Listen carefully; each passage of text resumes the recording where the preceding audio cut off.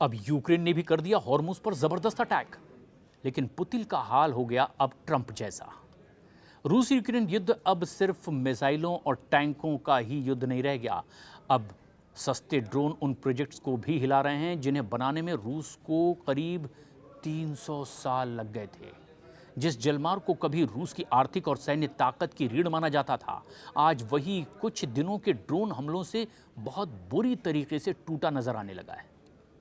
Ukraine के लगातार हमलों के बाद रूस को अब अज़ोव सागर यानी कि सी ऑफ अज़ोव से जहाज़ों की आवाजाही रोकनी पड़ गई है।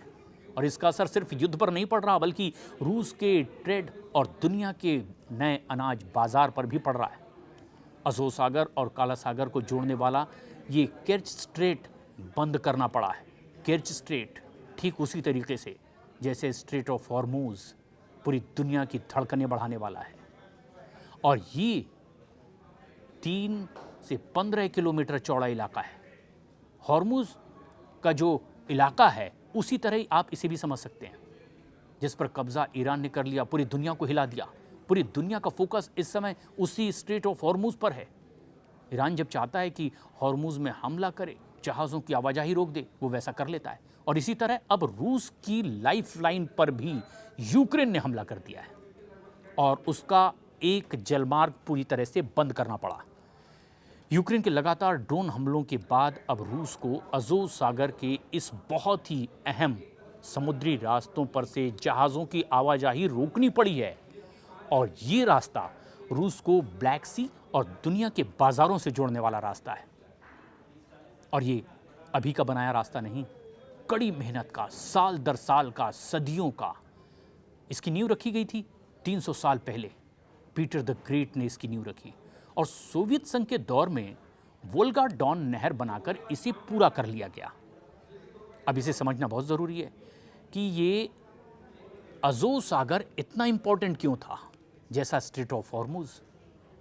अगर भारत में मुंबई के बंदरगाह को देश का समुद्री दरवाज़ा हम कहते हैं, तो रूस के लिए यही अज़ोव सागर वैसी ही भूमिका निभाता है।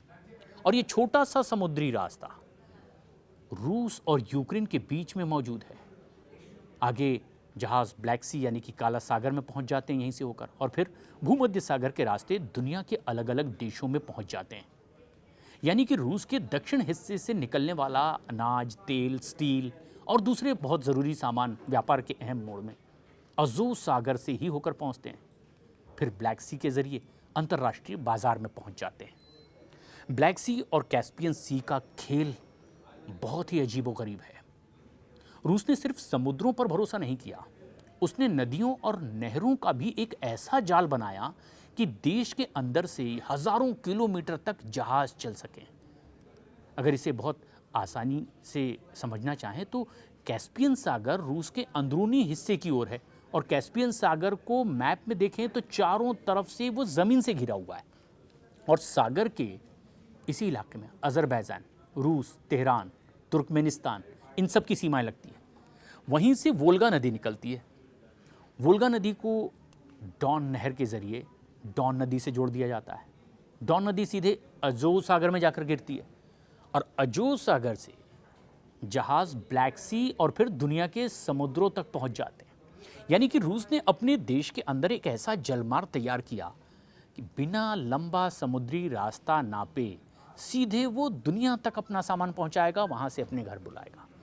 और इस कहानी की शुरुआत हुई 1696 में, जब रूस के शासक पीटर द ग्रेट ने ऐसा एक सपना देखा, मैप बनाकर वोल्गा और डॉन नदियों को जोड़ा। उस समय तकनीक और संसाधन कम थे, इसीलिए प्लान अधूरा ही रह गया था। और फिर 150 साल तक इस कमी को रेलवे के जरिए पूरा किया गया। आखिरकार सोवियत संघ ने 1948 में वोल्गा डॉन नहर का निर्माण शुरू किया। 1952 में इसे चालू कर दिया गया और करीब 101 किलोमीटर लंबी इस नहर को बनाने में गुलाग कैदियों और जर्मन युद्धबंदियों से भी जबरन मजदूरी कराई गई थी।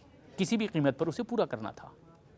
वैसे इतिहासकार इसके बारे में कहते हैं कि इस पूरी परियोजना और इससे जुड़े निर्माण कार्यों में बड़ी संख्या में मजदूरों और कैदियों ने अपनी जान भी गंवा दी थी। और आज यही नहर रूस के 7,500 किलोमीटर लंबे आंतरिक जलमार्ग नेटवर्क का सबसे अहम हिस्सा है। अब यूक्रेन इसी दुखती रग को दबाता दिखाई दे रहा है। यूक्रेन ने पिछले कुछ दिनों में ड्रोन हमलों की तादाद तेजी से बढ़ाई, इतनी ज्यादा कि यूक्रेन के ड्रोन यूनिट कमांडर रॉबर्ट ब्रोदी ने दावा किया कि सिर्फ 9 नदियों में ये जबरदस्त अटैक हुआ और बहुत कम दिन में 116 रूसी जहाजों को निशाना बनाया गया। हालांकि स्वतंत्र पुष्टि इसकी हम नहीं कर पा रहे हैं, लेकिन जिस तरह के दावे उस तरफ से किए जा रहे हैं, कई सालों के वीडियो यूक्रेन ने जारी किए। लगातार हमलों के बाद रूस ने 2 सबसे अहम रास्तों को जहाज़ों की आवाजाही के लिए आखिरकार रोक दिया। डॉन अज़ोव चैनल, जो रूस के अंदरूनी नदी नेटवर्क को अज़ोव सागर से जोड़ता है। केच स्ट्रेट, जो अज़ोव सागर को ब्लैक सी से जोड़ता है। सैटेलाइट तस्वीरों में नजर आता है। जहाज ट्रैकिंग डेटा, दोनों तरफ से जहाज़ों की एक लंबी कतार इसमें दिखाई दे रही है और इसमें रूस को ज़बरदस्त नुकसान का भी आकलन किया जा रहा है। रूस दुनिया का सबसे बड़ा गेहूं निर्यातक भी है।